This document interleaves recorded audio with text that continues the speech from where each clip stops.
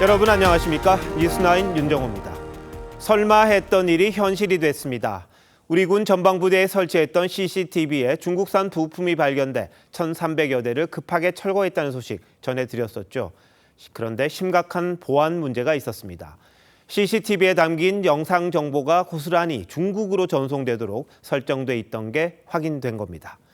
군은 내부망으로만 운용되기 때문에 실제 유출은 없다고 합니다만 전문가들은 이를 100% 장담할 수 없다고 지적합니다. 오늘 뉴스9은 우리 군의 심각한 보안 실태와 중국의 무차별적 사이버 위협을 집중 점검해 보겠습니다. 먼저 차정승 기자의 단독 취재부터 전해드립니다. 전방 GOP 부대 지휘통제실에서 상황병이 CCTV 화면을 살펴봅니다. 지휘관은 부대 외곽의 이상 여부를 확인하고 출동도 명령합니다. 상황 발생, 전원 투입! 국방부는 지난 7월 각 군에 국내 특정 업체가 납품한 CCTV가 있는지 긴급 전수조사를 지시했습니다. CCTV 카메라가 촬영한 영상은 군 통제실과 같은 제한된 모니터로만 전송이 돼야 하는데 이 제품은 CCTV 통제 프로그램이 인터넷에 접속될 경우 수집한 데이터를 특정 중국 도메인 주소로 실시간 전송하도록 설정된 사실이 확인됐기 때문입니다. 우리가 감시하고 있는 영상이 중국으로 바로 전송이 가능해요. 우리의 전방을 중국 정부가 다 볼 수 있는 말도 안 되는 상황 자체가 벌어진다는 겁니다. 군 조사 결과 2014년부터 10년에 걸쳐 전방 부대와 훈련장, 주둔지에 1,300여 대가 설치된 걸로 파악됐고 최근 모두 긴급 철거됐습니다. 국방부 조사본부는 당초 이같이 설정돼 있는 중국산 부품을 수입한 건지 아니면 한국에서 부품 개조가 이루어졌는지 납품 전 과정을 수사하고 있습니다. 보안에 취약한 이 제품이 어떻게 납품될 수 있었고 이런 걸 걸러내지도 못하고 어떻게 또 입찰을 철저한 수사가 필요하다고 봅니다. 국방부는 CCTV를 통한 정보 유출은 현재까지 없는 걸로 파악이 됐지만 중국산 장비가 식별이 된 만큼 추가 확인 중이라고 밝혔습니다. TV조선 차정승입니다. 중국산 부품이 들어간 CCTV가 전방 상황을 훤히 들여다볼 수 있는 심각한 보안 사고였습니다. 그런데 우리 군은 한가하기만 했습니다. 사전, 사후 모두 위험성을 감지하지 못했고 국정원이 알려주고 나서야 대대적인 조사에 들어갔습니다. 외부와 접촉할 수 없어 유출은 없었다는 말도 믿기 어렵습니다. 이어서 김충영 기자의 단독 보도입니다. 군이 전방부대와 주둔지 등에 설치된 CCTV에 정보 유출 우려가 있다는 사실을 알게 된 건 지난해 12월입니다. 일부 방산업체가 중국산 부품을 국산으로 둔갑하는 이른바 라벨 가리를 한다는 정황을 국가정보원이 파악했고 군 당국은 이를 제공받아 대대적인 점검에 들어갔습니다. 그리고 반년 넘게 지난 올해 7월에서야 문제의 CCTV를 모두 철거했습니다. 최근 군 정보사령부의 소위 블랙요원 명단 유출도 방첩사령부가 아닌 정보당국이 먼저 파악해 군에 전달했는데 비슷한 상황이 반복된 겁니다. CCTV는 내부망을 써서 실제 유출 사례는 없었다는 게 군 설명이지만 전문가들은 아무리 내부망이라 해도 100% 안전을 장담하긴 어렵다고 지적했습니다. 안전한지 안 한지는 모르는 거예요. 운용하는 과정에서 정보가 외부로 넘어갈 가능성도 충분히 있고. 군 당국 관계자도 장비를 유지 보수하는 과정에 인터넷과 연결될 수 있어 정보 유출 가능성을 배제할 수는 없다고 인정했습니다. 앞서 2020년에도 해안 경계용 CCTV에서 중국 서버와 연결된 악성 코드가 발견돼 긴급 점검에 나선 적이 있는데 4년이 지나 또다시 문제가 발생한 만큼 군 감시 장비에 대한 전수조사가 필요하다는 지적이 나옵니다. TV조선 김충영입니다. 앞서 보셨듯이 중국산 장비를 통한 정보 유출 논란, 어제 오늘 일이 아닙니다. 군에서 사용하는 드론부터 기상청 측정 장비까지 비슷한 의혹이 끊이지 않았는데요. 별다른 대책이 없다는 게 더 큰 문제입니다. 박상현 기자가 보도합니다. 부산 신항을 가득 채운 크레인, 대부분이 중국산입니다. 최근 국산 크레인으로 교체하기 시작했는데 중국으로의 정보 유출 우려 때문입니다.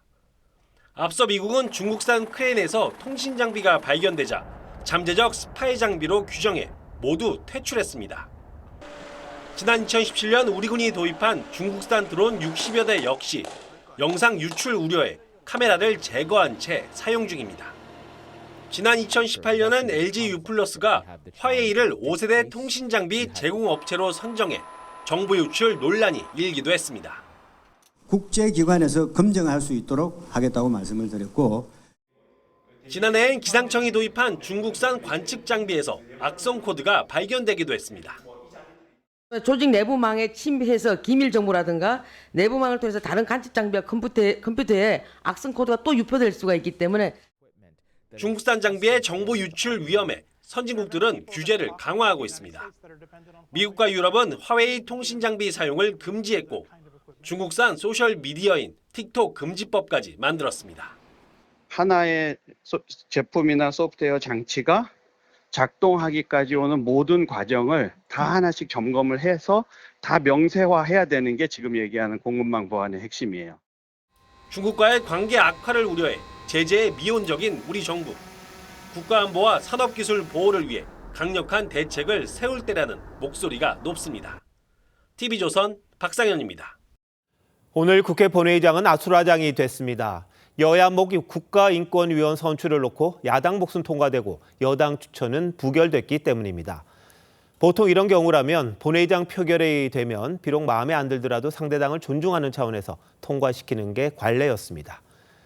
이쯤 되면 막가자는 거죠. 이런 말이 나올 법한데요. 사기꾼, 비양심 같은 격한 말들도 나왔습니다. 박한솔 기자입니다. 여야는 본회의에서 국민의힘 추천 몫의 한석훈 위원 선출안과 민주당이 추천한 이숙진 위원 선출안을 각각 표결에 붙였습니다. 여야가 합의해 상정한 안건이었지만 야당 목 위원만 가결되고 여당 목 위원은 부결되는 예상 밖의 결과가 나왔습니다.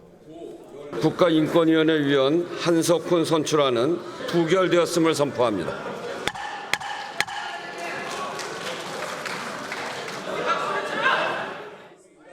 국민의힘은 민주당이 약속을 깼다며 반발했습니다.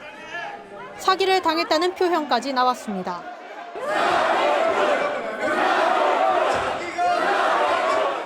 정말로 참담합니다. 오늘 양심도 없고 최소한의 도의도 없는 더불어민주당 국회의원들이 의회 정치를 파괴했습니다. 부결된 한석훈 후보자는 검사 출신으로 이재명 대표 수사검사에 대한 탄핵소추를 비판해왔습니다. 민주당은 의원들의 자율투표 결과라고 했습니다. 인권위원들이 인권을 짓밟고 있는 행태에 대해서 날카롭게 서민아 의원이 제기를 하면서 이 사태를 묵과할 수 없다. 대통령실은 역대 어느 국회에서도 없었던 있을 수 없는 일이라며 여야 간 대화를 지켜보겠다고 했습니다. 임명권을 가진 대통령이 야당목 위원 임명까지 보류할 가능성이 있어 이 문제가 새로운 정쟁 소재가 될 수 있다는 전망도 나옵니다. TV조선 박한솔입니다. 그래도 국민들의 눈은 무서웠는지 인권위원 선출 문제로 한때 파행을 겪긴 했습니다만 민생법안 70여개는 통과를 시켰습니다. 양육비를 안 주는 부모를 대신해 국가가 먼저 지급하고 받아내는 법 등이 포함됐습니다. 반면 대통령이 거부권을 행사했던 방송사법과 노란봉투법 등 6개 쟁점 법안은 줄줄이 부결됐습니다. 여당 내 반란표는 없었습니다. 최민식 기자의 보도입니다. 양육비를 주지 않는 400여 명의 신상 정보가 공개된 배드파더스 사이트입니다. 사적 제재란 이유로 지난 1월 명예훼손 유죄를 선고받았지만 양육비 미지급에 대한 여론의 관심이 높아진 계기가 됐습니다. 양육비 지급을 갖다가 촉구하기 위한 거였기 때문에 그 양육비 제도가 개선이 많이 됐잖아요. 이 같은 피해를 줄이기 위해 국가가 먼저 양육비를 지급하고 양육비를 주지 않는 부모에게 구상권을 청구하는 법안이 국회를 통과했습니다. 윤석열 대통령 공약 사항으로 내년 7월부터 시행될 예정입니다. 국회는 또 가짜 콘텐츠 딥페이크를 이용한 디지털 성범죄에 대한 처벌을 강화하는 법도 처리했습니다. 딥페이크 범죄에 관한 법률입니다. 우리 사회가 많은 우려를 하고 있습니다. 반면 대통령이 거부권을 행사한 방송사법과 노란봉투법, 25만 원 지원법은 재의결 문턱을 넘지 못해 모두 폐기됐습니다. 민주당을 비롯한 야6당은 규탄대회를 열었습니다. 국민의힘 각성하라! 민주당은 폐기된 법안들을 보완해 다시 발의하겠다는 계획인데 대통령실은 현금 살포법 등 일부 표결에선 오히려 야당 이탈표가 나왔다며 위법적인 법안 강행을 중단하라고 반박했습니다. TV조선 최민식입니다. 요즘 가장 핫한 분야가 인공지능 AI와 로봇입니다. 당연히 첨단 인재를 유치하기 위해 세계 각국이 경쟁을 벌이고 있는데 상대적으로 뒤처진 우리도 5년 안에 10만 명 유치를 목표로 파격적인 비자 정책을 내놨습니다. 이게 얼마나 현실성이 있는 건지 전정원 기자가 알아봤습니다. AI 불모지였던 일본에서 창업한 사카나 AI입니다. 구글 연구원 출신 외국인 2명이 창업한 건데 1년 만에 기업 가치 10억 달러를 넘는 유니콘 기업이 됐습니다. I think every country should develop their own AI ecosystem and foundation models. 5년짜리 장기 비자를 주는 등 첨단 인재 모시기에 적극 나선 효과를 본 겁니다. 반면 우리의 경우 전문직 비자 유효 기간이 최대 3년에 불과합니다. 아주 짧은 기간이 지나면 다시 심사를 한다든지 심사 절차도 처음 심사할 때와 똑같은 상황으로 심사를 한다든지 결국 우리 정부도 비자 기한을 늘리고 배우자의 국내 취업 문턱을 낮춘 톱티어 비자를 신설하기로 했습니다.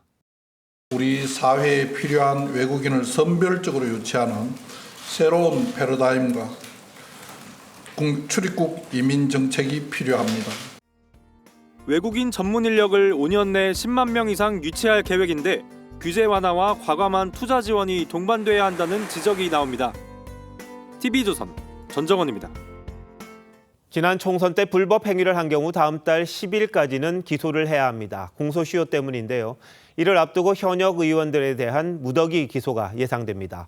실제로 조국혁신당 조국 대표와 민주당 진선미 의원 등이 공직선거법 위반 혐의로 검찰에 송치된 걸로 확인됐습니다. 여야 의원 10여 명도 같은 혐의로 수사를 받고 있는데 장세희 기자가 단독 보도합니다. 조국 대표는 지난 3월 외신 기자간담회에서 딸 조미 씨가 학위와 의사 면허를 스스로 반납했다고 말했습니다. 자신의 학위와 의사 면허를 스스로 반납했습니다. 리보크가 아니라 반납을 했다는 거죠. 발런테러리. 이 발언과 관련해 경찰이 조 대표를 공직선거법 위반 혐의로 검찰에 송치했습니다. 학위나 면허 취소를 요청하는 등 적극적인 행위를 하지 않았는데도 스스로 반납했다고 표현한 건 허위 사실로 볼 여지가 있다는 겁니다. 조 대표 측은 취소 처분에 대해 더 다투지 않고 받아들였다는 취지였다며 허위 사실이 아니라고 반박했습니다. 주식 보유 사실 등을 부인했던 민주당 진선미 의원도 허위 사실 공표 혐의가 인정돼 검찰로 넘겨졌습니다. 네코스 주식, 비상장 주식 8만 주 가지고 보유하고 계시는 동안 극과 극한으로부터 네코스가 무려 76억에 계약을 했습니다. 방금 전주혜 의원님이 한 얘기는 모든 게 다 허위 사실입니다. 지난 총선 선거사범 공소시효는 다음 달 10일입니다. 현재 국민의힘에선 김형동, 서일준, 조지현 의원이, 민주당에선 정준호, 양문석 의원 등 10여 명이 공직선거법 위반 혐의로 수사를 받고 있습니다. 검찰 관계자는 사건을 넘겨받는 대로 공소시효 전에 모두 처리할 계획이라고 밝혔습니다. 선거법 위반 혐의로 벌금 100만 원 이상형이 확정되면 의원직을 잃게 됩니다. TV조선 장세희입니다. 검찰이 청담동 술자리 의혹을 제기했던 김의겸 전 민주당 의원을 면책 특권이 있는데도 불구하고 기소한 이유가 있었습니다. 김 전 의원은 의혹을 제기하기 전 첼리스트가 몰았던 차량에 블랙박스까지 포렌식했다고 검찰은 공소장에 적시했습니다. 이걸 보면 술자리를 입증할 증거가 없다는 걸 알았을 텐데 그대로 의혹을 제기한 건 면책특권 받기라고 본 겁니다. 이재준 기자가 보도합니다. 2022년 당시 김의겸 더불어민주당 의원은 윤석열 대통령과 한동훈 국민의힘 대표가 청담동에서 술자리를 가졌다는 의혹을 제기했습니다. 그 자리에는 그랜드 피아노가 있었고 첼로가 연주됐습니다. 기억나십니까? 첼리스트 A씨와 남자친구의 통화 녹취를 근거로 제시했지만 허위로 드러났습니다. 윤석열 대통령님, 한동훈 법무부 장관 전혀 오지 않았었고요. 저는 그래서 본 적이 없어요. 검찰은 김 전 의원이 의혹을 제기하기 전 A씨가 몰았던 자동차의 블랙박스를 확인했지만 술자리를 입증할 증거는 찾지 못한 것으로 보고 있습니다. 검찰은 지난 12일 김 전 의원을 기소하면서 김 전 의원이 A씨의 남자친구로부터 블랙박스 메모리 칩을 전달받아 포렌식했지만 의혹에 부합하는 증거를 찾지 못했다고 명시했습니다. 검찰 기소에 대해 끝까지 싸우겠다고 했던 김 전 의원은 오늘 TV조선의 반론 요청에 응하지 않았습니다. TV조선 이재중입니다. 올해도 정부가 세금 수입, 세수 예측에 실패했습니다. 벌써 4년째인데요. 올해는 30조 원이 덜 거칠 걸로 보입니다. 이렇게 되면 경기를 부양할 돈도 부족해 경제 낙관론도 장담하기가 어렵습니다. 송병철 기자입니다. 정부가 지난해 8월 예측한 올해 세금 수입은 367조 3천억 원. 하지만 최근 추산해보니 29조 6천억 원이 덜 거칠 것으로 전망됐습니다. 지난해 56조 원에 이어 2년 연속 대규모 세수 결손이 발생한 겁니다. 국세 수입 부족은 글로벌 복합 위기의 여파로 인한 23년 기업 영업이익 하락, 고금리 장기화에 따른 자산시장의 부진 등에 기인합니다. 실제로 반도체 업황 부진으로 법인세는 14조 원 결손이 예상되고 양도소득세는 부동산 침체로 5조 원, 교통 관련 세금은 유류세 인하 여파로 4조 원 정도 빌 것으로 보입니다. 정부는 4년째 세수 예측에 실패하면서 적극적인 경기 부양책을 쓰기도 힘들어졌습니다. 세수 축의 오차가 반복된 상황에 대해 송구스럽게 생각하며 이에 대해 무거운 책임감을 느낍니다. 중앙정부 지원을 받는 지자체와 전국교육청 재원도 12조 원 감소할 것으로 예상돼 비상이 걸렸습니다. 교부금이 몇천억 줄어든다. 그래서 저희가 거기에 따라서 예산 부서에서 이제 세수 부족에 대비해서 어떻게 하자. 정부는 국채 발행을 통한 추경 예산 편성 없이 여유 가용 재원으로 대응한다는 방침이지만 결손을 메꾸기엔 역부족이란 지적입니다. TV조선 송병철입니다. 의료 공백 사태도 국가 재정 부담에 한몫하고 있습니다. 정부가 건강보험 재정을 투입해 병원 손실 등을 메우고 있기 때문입니다. 반년 동안 2조 원을 쏟아놓은 것도 모자라서 2천억 원을 추가 투입하기로 했습니다. 앞으로 어떻게 되는 건지 임서인 기자가 보도합니다. 정부가 비상진료 지원에 한 달 동안 건강보험 재정 2,085억 원을 추가 투입하기로 했습니다. 정상화가 되어서 국민들이 좀 걱정 없이 의료 서비스를 이용하실 수 있으면 좋겠는데 그렇지 못한 환경이어서 매우 안타깝게 생각을 하고요. 의료 공백 사태가 발생한 지난 2월부터 지금까지 들어간 건강보험 재정은 2조 원에 육박합니다. 수련병원 경영난 해소에 1조 1,500여억 원, 비상진료 체계 운영 지원에 7,500여억 원 등입니다. 각종 수가 신설, 인상, 가산을 한시적이라는 이름으로 기약 없이 지급하고 있으며 지난 2000년 의약분업 당시 의사 달래기용으로 수가 인상으로 인해 건강보험 재정 파탄이 일어났습니다. 이렇게 줄어드는 건보 재정을 다시 채우려면 보험료를 높일 수밖에 없어 장기적으로는 국민들 부담으로 이어질 거란 목소리가 나옵니다. 그러니까 우리가 쓴 만큼 보험료가 많이 나가게 되는 그런 구조죠. 그러니까 보험료가 계속 올라가겠죠. 의료 공백 사태 장기화가 국민 건강은 물론 28조 원에 달하는 건보 재정에도 새로운 우려를 낳고 있습니다. TV조선 임서인입니다. 새벽 시간 집에 가던 10대 여학생이 얼굴도 모르는 30대 남성이 휘두른 흉기에 찔려 숨졌습니다. 남성은 술에 취한 상태였는데 경찰은 이른바 이상동기 범죄 묻지마 살인 가능성도 조사하고 있습니다. 박건우 기자입니다. 인도를 걸어가는 여성을 한 남성이 뒤쫓아가더니 폭행하며 넘어뜨립니다. 시민이 다가오자 남성은 주차장 너머로 쏜살같이 달아납니다. 비명 소리가 나길래 쫓아왔어요. 근데 남자가 옥에서 누르고 있더라고요. 119가 출동해보니 쓰러진 여성은 10대로 배와 가슴 등에 상처를 입어 병원으로 옮겨졌지만 숨졌습니다. 네, 의식은 있었는데 거의 코마 상태에 가까워가지고. 피습 현장에는 피해자를 추모하는 꽃다발도 놓였습니다. 경찰은 CCTV에 잡힌 범인의 인상착의를 토대로 추적에 나섰는데 범행 현장에서 1.5km 떨어진 주택가에서 행인과 시비를 벌이던 남성을 제압해 검거했습니다. 술에 취해 있던 남성은 범행을 부인하고 있는 것으로 알려졌습니다. 술은 취한 것은 맞은 것 같아요. 정신질환은 아직 우리 확인을 못했고 마약 관련해서는 의뢰를 할 거고요. 경찰은 범행에 쓴 것으로 보이는 흉기를 찾아내 고가수에 감식을 의뢰하고 남성에 대해선 살인 혐의로 구속영장을 신청할 방침입니다. TV조선 박건우입니다. 대학 연합 동아리에서 불거진 대규모 마약 사건이 캠퍼스를 넘어 의사와 기업인으로 확대되고 있습니다. 이 동아리 회장에게 마약을 산 의사는 마약 투약 뒤 환자 7명을 수술했습니다. 이광희 기자입니다. 남녀 10여 명이 대낮에 길가에서 단체로 춤을 춥니다. 호화 파티 등으로 대학생 300여 명을 모은 연합 동아리 회원들입니다. 동아리 회장 연모 씨는 회원들에게 마약을 팔고 함께 투약하다가 적발돼 지난달 재판에 넘겨졌습니다. 13개 대학의 대학생 총 14명이 대마, 케타민, 필로폰 등 마약을 매매하고 투약한 사건을 적발하였습니다. 검찰 수사 결과 염 씨는 일반인들에게도 마약을 판매한 걸로 드러났습니다. 염 씨에게 마약을 구입한 의사 이모 씨는 9년 경력의 서울 상급 종합병원 소속으로 새벽에 마약을 투약하고 같은 날 오후에 환자 7명을 수술했습니다. 회장 염 씨 구속 이후 마약을 구할 수 없게 된 여대생 정모 씨는 코스닥 상장사 임원인 남모 씨에게 마약을 제공받아 함께 투약했습니다. 남 씨는 약에 취한 상태로 고급 수입차를 타고 서울 일대를 누비기도 했습니다. 회장 염 씨에게 마약을 구입한 대학생 1명이 더 확인되면서 검찰은 총 4명을 추가 기소했습니다. 검찰은 의사 이 씨에 대해 관계기관과 협의해 면허 취소 절차를 진행하겠다고 밝혔습니다. TV조선 이광입니다.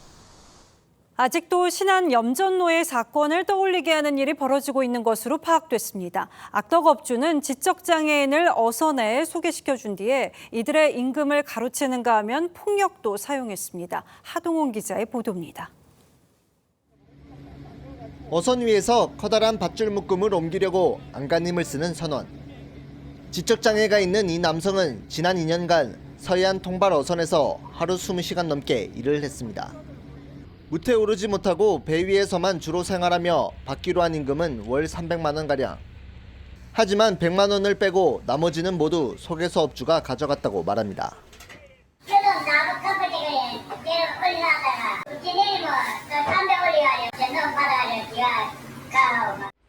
일자리를 찾을 때까지 숙식을 제공한 비용을 임금에서 떼고 줬다는 겁니다. 해경 수사 결과 소개서 업주의 임금 착취 혐의가 드러났습니다. 다른 2명도 같은 이유로 임금을 빼앗겼습니다. 한 피해자는 숙소에서 말을 듣지 않는다는 이유로 폭행을 당하기도 했습니다. 피해 선원들이 지적장애나 경계선 지능장애를 가지고 있다 보니까 판단 능력이나 의사결정 능력이 부족합니다. 악덕업주는 3명으로부터 임금 약 1억 3천만 원을 가로챘습니다. 또 소개소를 무허가로 운영하며 불법 소개비 등으로 3억 원 가까이 챙겼습니다. 이렇게 벌어들인 돈은 대부분 유흥비와 도박으로 탕진했습니다. 해경은 50대 업주를 직업안정법 위반 등의 혐의로 구속해 검찰로 넘겼습니다. TV조선 하동훈입니다. 가상화폐가 상장되면 큰 돈을 벌 수 있다며 연예인 등을 동원하는 건 익히 아시는 코인 사기 수법일 텐데요. 하다 이제는 정당까지 만든 사기단이 나왔습니다. 피해자가 3만 5천 명에 달할 정도인데 주로 고령층이었습니다. 김다로 기자입니다. 지난해 4월 열린 한 정당의 창당식. 지도부 입장과 광역시도당 위원장 소개 등 행사가 그럴듯해 보입니다. 이들은 지난 총선에서 60석을 확보하겠다고 공언했습니다. 하지만 창당 세력들의 목적은 총선이 아니라 코인 투자자 모집에 있었습니다. 창당까지 할 정도의 세력이 있음을 과시해 투자자들을 모집한 건데 개발한 코인이 상장되면 2,000배 수익을 올릴 수 있다고 홍보하고 한 경제방송을 통해 관련 앱을 소개하기도 했습니다. 초저가로 들어가기 때문에 이 기술을 사용하게 됐죠. 그리고 보안 문제에 있어서 아주 탁월합니다. 또 배달 사업에 투자하면 매달 배당금을 받을 수 있다고도 선전했습니다. 하지만 코인은 상장되지 않았고 배당금도 전혀 지급되지 않았습니다. 투자금만 받아 가로챈 다단계 사기였던 겁니다. 연금보다 더 많이 나온다니까 자식들한테 물려준다고 많이들 넣은 것 같아요. 사기단에 속은 피해자는 3만 5천여 명. 대부분이 60에서 70대로 피해액은 200억 원이 넘습니다. 이 대한민국만의 기축 통화 생태계를 구축하자 이런 애국심에 호소하는 또 그런 면도 있었습니다. 노인을 상대로 한 다단계 영업이 주가 된 범행입니다. 일당들은 가로챈 돈 대부분을 활동비와 투자자 모집 인센티브 등으로 탕진했습니다. 경찰은 주범인 50대 남성 등 4명을 검찰에 넘기고 나머지 일당 17명은 계속해 조사하고 있습니다. TV조선 김다로입니다. 어두운 밤 폭우가 쏟아지는 횡단보도 한복판에 혼자 휠체어를 타고 건너는 사람이 있었습니다.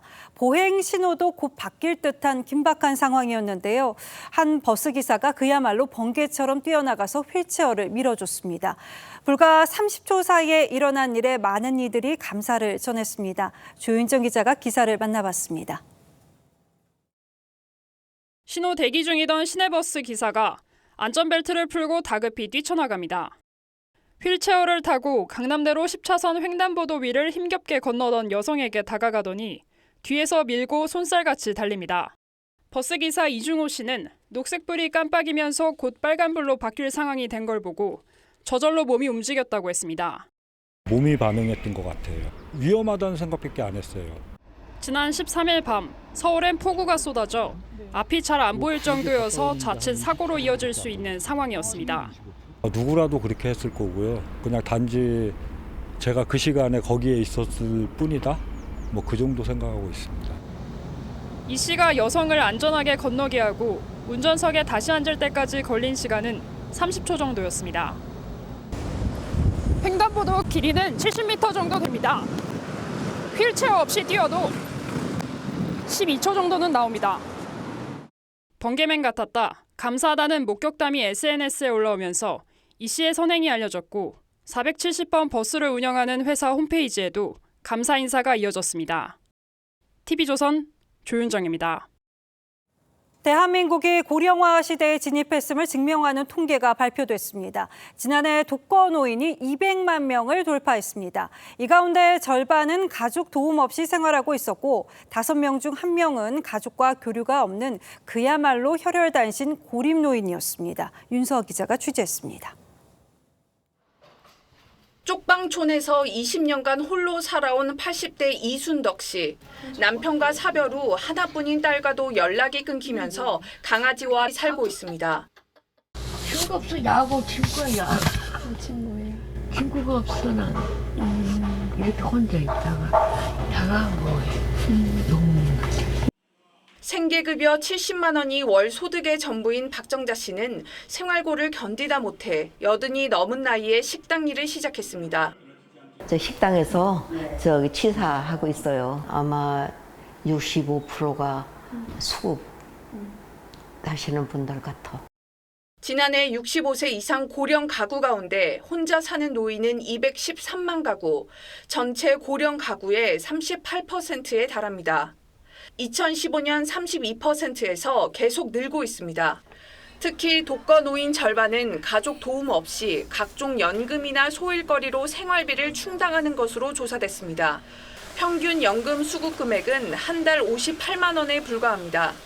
소득 보장이 제대로 돼 있지 않기 때문에 되도록 이 일을 좀 할 수 있는 영역을 만들어 가야 돼요.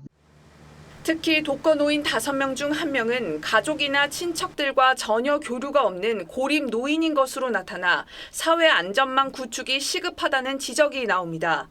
TV조선 윤서입니다. 배추가 폭등에 포장김치 수급도 불안한 모습을 보이고 있습니다. 일부 마트에서는 품절 현상도 빚어지고 있다고 하는데요. 한 통에 2만 원짜리 배추를 사서 직접 담그는 것보다 사 먹는 게 싸니 놀라울 일도 아니죠. 오늘 국내에 들어온 중국산 배추가 숨통을 좀 틔워줄런지요. 유혜림 기자입니다. 대형마트의 배추 할인 매대가 텅 비었습니다. 포기당 6,000원대에 팔자 한 사람당 3포기만 살 수 있게 제한했는데도 반나절 만에 동이 났습니다. 비싸니까 겉절이라도 좀 해 먹으려고 왔는데 벌써 다 떨어졌네요. 매일 왔는데 매일 떨어지고 없어요. 배추 대신 찾는 건 포장김치. 마트에 들어오는 포기 배추김치의 양이 평소의 절반 수준으로 줄면서 평일 낮인데도 대용량 제품은 모두 품절됐습니다. 김치 제조사들의 온라인 직영몰에서도 포기 배추김치는 재고가 없습니다. 사실 뭐 양념값하고 또 하는 수고에 비하면 사 먹는 게 훨씬 나을 것 같은 마음이 들어요. 미리 확보해둔 배추 물량이 있어 아직 가격 인상까지 고려하고 있지 않지만 지난달부터 여름 배추 공급이 원활하지 않아 생산량을 예년의 절반 수준으로 줄였습니다. 올여름 폭염과 9월 중순까지 이어진 늦더위로 현재 배추 수급이 원활하지 않아 포기김치의 생산 및 출고가 지연되고 있습니다. 가을 배추가 본격적으로 나오는 10월 중순에야 김치 생산량도 회복될 전망. 중국산 배추를 긴급 수입한 정부는 며칠 내로 검역 절차를 마치고 시장에 공급할 계획입니다. TV조선 유혜림입니다. 중국 온라인 쇼핑몰 사용하시는 분들 이번 뉴스 주의 깊게 보시면 좋겠습니다. 일부 반려동물용 구강 스프레이에서는 발암물질과 곰팡이가 검출됐고 이 방향제로 쓰이는 에센셜 오일에서는 가습기 살균제 성분이 검출됐습니다. 윤수영 기자입니다. 서울 한강공원. 반려동물을 데리고 나온 시민들이 눈에 띕니다. 반려인구가 늘며 반려동물 용품 시장 규모는 3조 원을 넘었습니다. 오프라인으로 먼저 구매를 해본 다음에 좋으면 온라인에서 사는 편입니다. 한국소비자원이 중국 온라인 쇼핑몰 3곳에서 파는 반려동물용 샴푸 등 30개 제품을 노출 빈도가 높은 순으로 골라 조사했더니 7개 제품에서 발암물질인 폼알데하이드가 검출됐습니다. 한 시커머스 플랫폼에서 구매한 이 제품은 사용이 금지된 폼알데하이드가 검출됐는데 반려동물에게 과다 노출되면 사망에 이를 수 있습니다. 또 6개 제품에서 국내 허용 기준을 훨씬 넘는 미생물이나 곰팡이균이 검출되는 등 조사 대상 제품 중 3분의 2에서 유해 물질이 나왔습니다. 관리가 안 된 제품의 경우 미생물이 발생할 수 있으며 동물에게 사용할 때 사람에게도 배탈이나 설사를 유발할 수 있습니다. 가습기나 방향제에 한 방울씩 뿌려 사용하는 에센셜 오일 2종에서는 가습기 살균제 성분도 검출됐습니다. 소비자원은 온라인 플랫폼 업체에 문제가 된 제품의 판매 중지를 공고했지만 일부는 이름만 살짝 바꿔 여전히 팔리고 있습니다. TV조선 윤수영입니다. 다음 달 16일 치르는 재보궐선거 여야 전략이 확연히 다릅니다. 민주당과 조국혁신당은 텃밭인 호남에서 혈투에 가까운 경쟁을 벌이고 있고 부산에서는 단일화 감정 싸움이 치열합니다. 시끌벅적하죠. 반면 국민의힘은 조용한 선거 전략을 펴고 있다는데 왜 그런지 최원희 기자가 취재했습니다. 어제 예정됐던 부산 금정구청장 야권 후보 단일화 회동이 돌연 불발되자 조국혁신당 류재성 후보는 단일화에 대한 시민들의 열망을 저버리는 무책임한 처사라며 민주당의 협상 참여를 촉구했습니다. 하지만 민주당은 자신들을 호남의 국민의힘이라고 한 조국혁신당 간부 해임 등을 요구하며 협상에 응하지 않고 있습니다. 호남 지역민들께 사죄하고 사무총장은 문책을 해야 된다. 조국혁신당 역시 상하기 시작한 물이라고 한 김민석 최고위원의 발언을 지적하며 신경전을 벌였습니다. 구차하고 대승적이지 못합니다. 단일화 파기를 위한 핑계거리를 찾는 것은 아닌지. 시끄러운 야당과 달리 여당은 상대적으로 조용한 선거를 이어가는 분위기입니다. 선거가 정권 심판 기조로 흐를 가능성이 있는 데다 중앙당이 화력을 집중하고도 참패한 강서구청장 보궐선거 경험이 영향을 줬다는 해석이 나옵니다. 대신 야당 비판에 집중하고 있습니다. 지금 더불어민주당과 조국혁신당이 호남 지역에서 하는 선거는 선거라고 보기가 어렵습니다. 그건 경매 아닙니까? 기초단체장 선거 4곳 가운데 민주당만 모두 후보를 냈고 국민의힘은 전남 영광, 조국혁신당은 인천 강화를 제외한 3곳에만 후보를 냈습니다. TV조선 최원입니다. 다음 달 7일 22대 국회 첫 국정감사가 열립니다. 올해도 수천 명의 증인과 참고인들이 국감장에 출석할 걸로 보이는데요. 벌써부터 의원회관이 북적인다고 합니다. 꼭 불러야 할 사람들이야 그렇다 쳐도 한마디도 하지 않은 채 돌아가는 증인들도 수두룩합니다. 다른 기관이 이랬다면 갑질, 특권의식, 모독죄로 고발당하지는 않을까요? 이태희 기자가 실태를 알아봤습니다. 국회의원회관에 출입증을 받으려는 사람들이 길게 줄을 서 있습니다.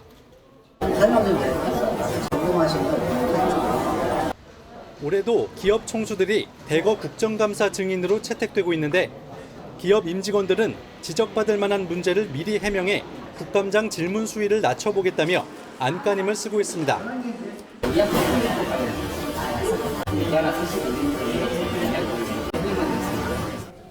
감사가 진행될 국회 본청 상임위 회의장에도 지친 모습의 피감기관 관계자들로 가득합니다. 법제사법위원회는 증인과 참고인을 합쳐 476명의 출석을 요구했습니다. 이들이 정당한 사유 없이 출석하지 않으면 5년 이하의 징역에 처해질 수 있습니다. 정무위와 국방이 200여 명, 과방이 100여 명 등 기관 증인이 확정됐는데 일반 증인까지 포함하면 숫자는 더 늘어날 전망입니다. 지난해 국감에 출석한 증인은 모두 3,284명. 하지만 이들의 평균 발언 시간은 1인당 3분도 안 됐습니다. 짧게 이야기해 주세요. 예, 아니오로 답변하십시오. 유권자 이목을 끌기 위해 기업인과 유명인을 무리하게 증언대에 세우는 것 아니냐는 지적에 상시 국감 등이 대안으로 제시되지만 매년 공연불에 그치고 있습니다. TV조선 이태희입니다. 한국과 일본이 대륙붕 7광구 개발을 논의하기 위해 내일 39년 만에 실무 협의를 합니다. 7광구 개발의 불씨를 살릴 수 있을지 따져보도록 하겠습니다. 김다민 기자, 예전에는 제7광구라는 노래까지 있었어요. 아주 열기가 뜨거웠는데요. 자, 많은 사람들이 모를 겁니다. 이 7광구는 어디에 있는 건가요? 네, 한반도 3면에는 8개의 광구가 존재합니다. 7광구는 제주도 남쪽에 위치해 있는데요. 1969년 대만과 일본 사이 대륙붕에 석유가 풍부하게 매장돼 있을 가능성이 높다는 UN 보고서가 발표되자 이듬해 한국은 재빨리 7광구를 선포했습니다. 그리고 1974년 한국과 일본은 7광구와 4, 5, 6광구 일부를 공동개발구역으로 지정하는 협정에 서명했습니다. 이곳을 JDZ라고 부릅니다. 공동개발구역의 추정 석유 매장량은 얼마나 되는 거죠? 네, 유력한 추정치가 나온 적은 없습니다. 제대로 탐사를 한 적이 없기 때문인데요. 한일 양국은 1978년부터 10년에 걸쳐 7개 지점에서 시추를 진행했고 세계 시추공에서 소량의 석유와 가스를 발견하기도 했습니다. 하지만 일본은 경제성이 없다는 이유를 내세워 2004년 공동 개발을 일방적으로 중단했습니다. 추가로 탐사를 자세하게 한 적이 없어요. 굉장히 적은 탐사 자료를 가지고 저희가 현재 거기에 석유가 있을 거다 없을 거다 논의하고 있는 상황이기 때문에 탐사를 조금 더 해볼 필요가 있다. 당시 일본이 공동개발을 중단한 속내가 있을 것 같은데요. 네, 1970년대 협정 체결 당시엔 대륙붕이 어디와 연결됐는지를 따져 개발권을 줬습니다. 7광구는 오키나와 해구 앞에 있지만 한반도 대륙붕의 줄기로 인정돼 관할권 주장이 인정됐습니다. 그 사이 국제법이 추세가 바뀌었는데요. 이 거리 기준이 원칙이 되면서 배타적 경제수역 EEZ가 설정됐습니다. 이에 따르면 7광구의 대부분이 일본에 속하게 됩니다. 뭐 그렇다 하더라도 이 지역은 한일뿐만이 아니라 중국과도 가까이 있잖아요. 중국은 가만히 있습니까? 네, 중국은 7광구 상당 부분이 중국에서 뻗어나간 대륙붕이고 JDZ 지역 일부분은 자국의 배타적 경제수역이라고 주장합니다. 중국은 이미 7광구 서쪽 해상 유전들에서 석유와 천연가스를 뽑아 올리고 있는데 한일 협정이 종료되면 7광구 개발권까지 적극 주장할 가능성이 큽니다. 내일 실무 협의가 열리면 우리는 개발을 같이 계속하자는 걸 입장일 거고 일본은 그만두자고 할 것 같은데 그렇습니까? 네, 이 협약은 내년 6월부터 양국 중 한쪽이 먼저 종료를 선언할 수 있습니다. 한국한테 가장 좋은 시나리오는 현행 공동개발협정을 그대로 이어가는 겁니다. 최악의 시나리오는 일본의 독자 탐사와 중국의 개발권 주장인데 7광구는 대륙붕 주장이 중첩되는 구역이라 협정이 종료되더라도 일본의 단독 개발은 어려울 가능성이 큽니다. 우리가 가진 유일한 레버리지는 아마 중국을 생각을 해서 너희 협정을 종료시키면 안 된다. 연장을 해서 이 체제 그대로 가자. 이렇게 일본을 설득하는 게 그나마 가장 설득력이 있는 거라고 우리 쪽에서는 생각을 하고 있죠. 에너지 확보를 위한 세계 각국의 경쟁이 아주 치열하잖아요. 일본과 공동개발 그대로 좀 이어졌으면 하는 바람이네요. 김 기자 잘 들었습니다.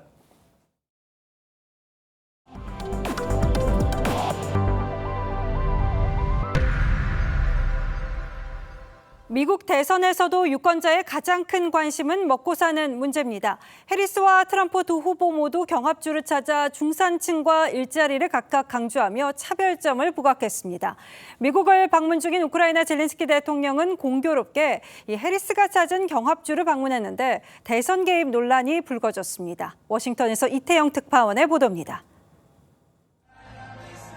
나흘 만에 경합주 노스캐롤라이나를 찾은 공화당 트럼프 후보. 일자리를 3번이나 강조한 현수막 앞에서 제조업 르네상스를 강조합니다. Yesterday I was in Georgia, a great place to outline my plan for an American manufacturing renaissance. That's what we're doing. 공화당은 방미 중인 우크라이나 젤렌스키 대통령이 최대 경합주인 펜실베이니아를 방문한 것을 정치행위라며 주미 우크라이나 대사를 경질하라고 반발했고 트럼프도 지원에 나섰습니다. Or every time he came to our country, he'd walk away with $60 billion. He's probably the greatest salesman on earth. 쇠락한 공업지대인 격전지 펜실베이니아주를 찾은 민주당 해리스 후보는 중산층을 강조했습니다. 억만장자 트럼프와 차별화에 나선 겁니다. You see, for Donald Trump, our economy works best if it works for those who own the big skyscrapers. 해리스는 노동자 세금 감면과 중소기업 투자 등 80페이지 분량의 경제 정책도 배포했습니다. 트럼프의 핵심 카드로 불리는 경제정책 지지율에서 해리스가 격차를 크게 좁히면서 두 후보의 정책 대결은 더욱 치열해지고 있습니다. 워싱턴에서 TV조선 이태형입니다. 미국 LA 시내를 운행하던 버스에 무장괴한이 진입해 인질극이 벌어졌습니다. 괴한이 쏜 총에 승객 1명이 숨졌는데 최근 LA 시내에서는 버스와 전철에서 강력 범죄가 잇따르고 있어서 치안에 대한 우려가 커지고 있습니다. 김주영 기자입니다. 한밤중 LA 시내를 달리는 버스 전광판에 신고해달라는 문구가 선명합니다. 경찰차들은 버스 뒤를 줄줄이 뒤쫓습니다. 현지 시간 25일 새벽 미국 서부 LA 도심 시내버스에서 총을 든 괴한이 인질극을 벌였습니다.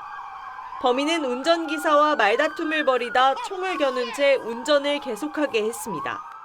This operator continued to operate the bus in a safe manner as he could under the circumstances, with the police trailing him for an hour.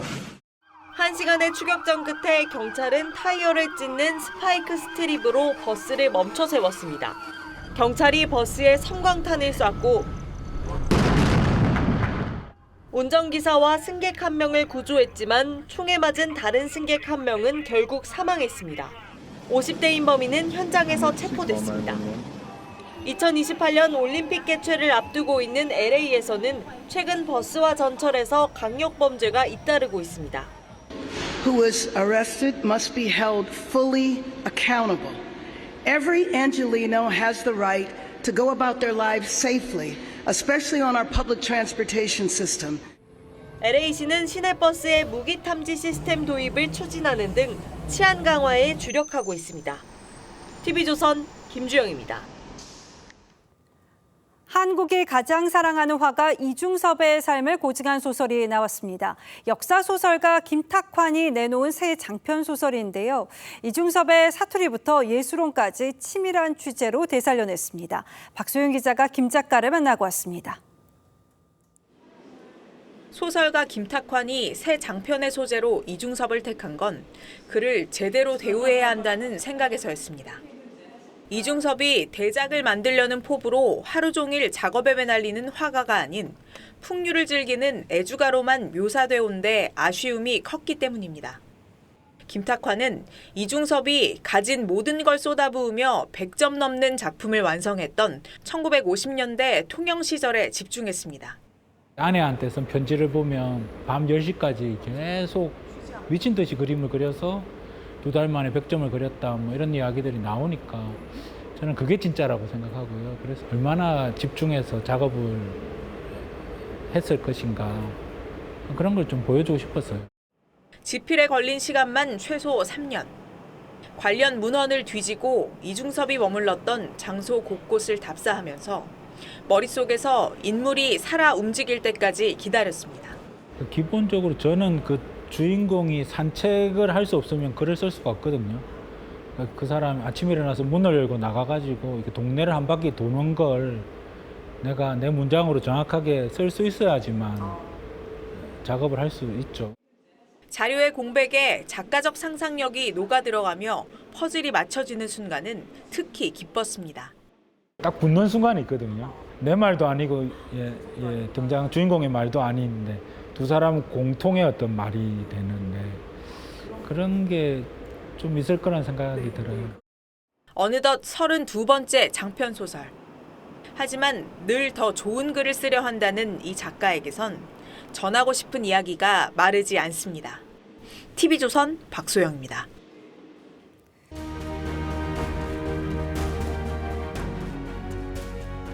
When you're young, at your first dance, terrified that you'll be a wallflower. Shall we dance? 월플라워란 파티에서 춤을 청하는 사람이 없어 벽 앞에 우두커니 서 있는 사람입니다. 멜라니아 트럼프 여사가 공식 자리에 잘 나서지 않아 그렇게 불렸죠. 우리 영부인들은 대체로 조용한 내조형이었습니다. 다소 튀는 성격의 베개송사로 남편을 압박한 예 없진 않았습니다. 하지만 공인의 바른 처신과 내조자의 다소곳함을 치우침 없이 병행하기 쉽진 않습니다. 그 일을 현명하게 해낸 분이 바로 유경수 여사입니다. 유 여사가 쓴 활동비 내역을 꼼꼼히 정리한 장부가 박정희 대통령 기념관에 소장 전시된다고 합니다. 대통령에게서 다달이 받은 20만 원으로 가난하고 힘없는 사람들을 어떻게 도왔는지가 생생하게 담겼습니다. 서대문 오모시 백혈병 치료비 2만 원, 나주여중 정모양 학비 18,160원, 정박아 부모회 매달 2만 원. 그렇듯 공적인 일에만 쓰고 자신과 가족 비용은 대통령이 건네는 월급에서 댔다고 합니다. 그런데 옷감에 7천 원을 썼다는 대목이 있습니다. 그 역시 형편이 어려운 청와대 주방 아주머니에게 옷을 지어준 돈이라고 합니다. 유 여사는 활동비 수표를 헌돈으로 바꿔오라고 했습니다. 띠지가 묶인 신권의 권위적 느낌을 없애 받는 이를 배려한 겁니다. 며칠 전 용산 대통령실 출신 의원이 말했습니다. 대통령과 영부인을 깎아내리는 건 국민을 공격하는 것이다. 김건희 여사 문제는 어떤 참모도 대통령에게 제대로 보고하지 못한다는 얘기가 있습니다. 이 난국의 단합 회식이 돼버린 유구무원 만찬 풍경하고도 겹칩니다. 김 여사 문제가 하나둘 끊임없이 쌓여가고 있습니다. 여권과 보수를 깊이 가라앉히는 수렁이 돼가고 있습니다. 대통령실은 꿈쩍도 하지 않습니다.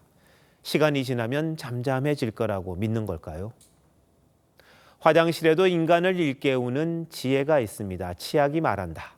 끝날 때까지 끝난 것이 아니다. 변기가 말한다. 끝났다고 생각한 지점에서 다시 시작하라. 9월 26일 앵커 칼럼 오늘 유경수 여사 활동비 장부였습니다.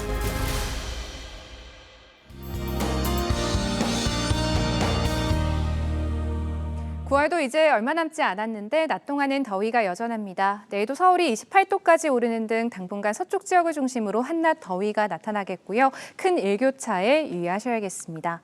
내일 오전부터 영동 지역에 비가 내리기 시작해 모레까지 최대 100mm 이상의 호우가 쏟아지겠습니다. 모레는 울산과 경북 지역에 5에서 20mm의 비가 내리겠습니다. 내일 오후에 일부 영남 지역에는 5에서 20mm의 소나기가 내리겠습니다. 내일 강원 산지와 호남 내륙에는 짙은 안개가 예상됩니다. 내일 중부지방의 아침 기온 청주가 20도, 대전 19도 등으로 오늘보다 1에서 3도가량 낮겠습니다.